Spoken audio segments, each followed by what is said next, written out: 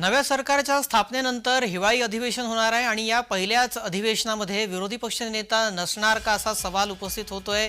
विरोधी पक्षनेत्याविना विधिमंडळ कामकाज चालू शकेल? ज्येष्ठ कायदेतज्ञ अनंत कळसे यांनी हे विधान केलेलं आहे। विधानसभा निवडणुकीमध्ये महायुतीला एकतर्फी यश मिळालेलं आहे, प्रचंड यश मिळालेलं आहे आणि महाविकास आघाडीला आलेलं प्रचंड अपयश यामुळे विधिमंडळात विरोधी पक्षनेते विनाच कामकाज चालू ठेवावं लागणार आहे। विरोधी पक्षनेता नसेल तर विधिमंडळ कामकाज कसं चालेल असा सवाल आता उपस्थित होतोय।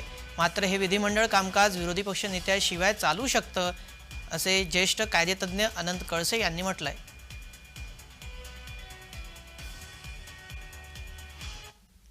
ज्येष्ठ कायदेतज्ञ अनंत कळसे यांच्याशी बातचीत केली आहे आमचे प्रतिनिधी कुणाल भोईटे यांनी। पाहूयात। नवीन सरकारचा शपथविधी पार पडल्यानंतर आता वेध लागलेले आहेत नागपूरच्या हिवाळी अधिवेशनाचे। मात्र महायुतीला आलेलं प्रचंड यश आणि विरोधकांना आलेलं प्रचंड अपयश यामध्ये विरोधी पक्षनेताच ठरू शकणार नाहीये आणि या संदर्भातच जाणून घेण्यासाठी आपल्यासोबत कायदेतज्ञ आनंदजी कळसे आहेत। सर, खरं पाहायचं झालं तर महायुतीला मोठ्या प्रमाणात यश मिळालेलं आहे। महाविकास आघाडीला मोठ्या पराभवाला सामोरं जायला लागलेलं आहे। विरोधी पक्षनेता नसेल तर विधिमंडळाचं कामकाज कसं चालेल?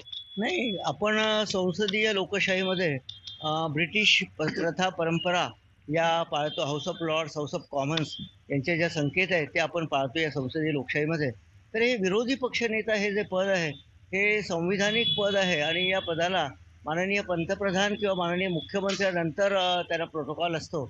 आणि आपल्याकडे विशेषतः सांगायचं 1978ला आपण विरोधी पक्षनेते सॅलरीज अँड अलाउन्सेस असा कायदा केलेला आहे आणि या कायद्यामध्ये ज्या नमूद सोयी सवलती त्या दिल्या जातात आणि सभागृहामध्ये विरोधी पक्षनेत्याचं एक स्थान, एक वेगळं स्थान असतं। डेमोक्रेसीमध्ये विरोधी पक्षाची भूमिका हीच असते की प्रत्येक पक्षाची भूमिका ही आहे की सत्ता स्थापन करणे किंवा सत्ता संपादन करणे हीच भूमिका आहे।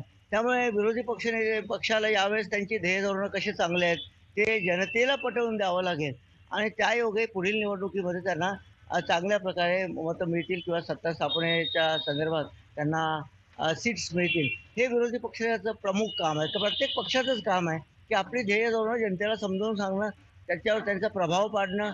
महाराष्ट्र विधिमंडळाचं कामकाज हे 16 तारखेपासून नागपूर या ठिकाणी होणार आहे। मात्र विरोधी पक्षनेता नसणार आहे तरी सुद्धा ह्या विधिमंडळाचं कामकाज सुरळीत सुरू राहणार असल्याचं कायदेतज्ञ कळसे सरांनी सांगितलेलंच आहे। 5 दिवसांचं हे अधिवेशन असणार आहे। हे कशा प्रकारे गाजतंय हे देखील पाहणं तितकंच महत्त्वाचं असणार आहे। कुणाल भोईटे, जय महाराष्ट्र न्यूज, ठाणे।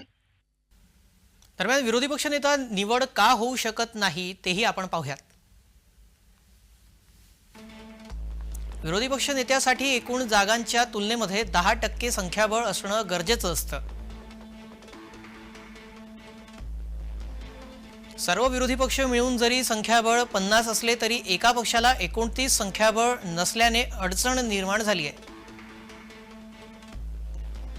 1978 मध्ये महाराष्ट्र विधिमंडळ विरोधी पक्ष नेते पगार आणि भत्ते अधिनियम लागू करण्यात आले। विरोधी पक्षनेता नसला तरी विधिमंडळाचे कामकाज सुरू राहील।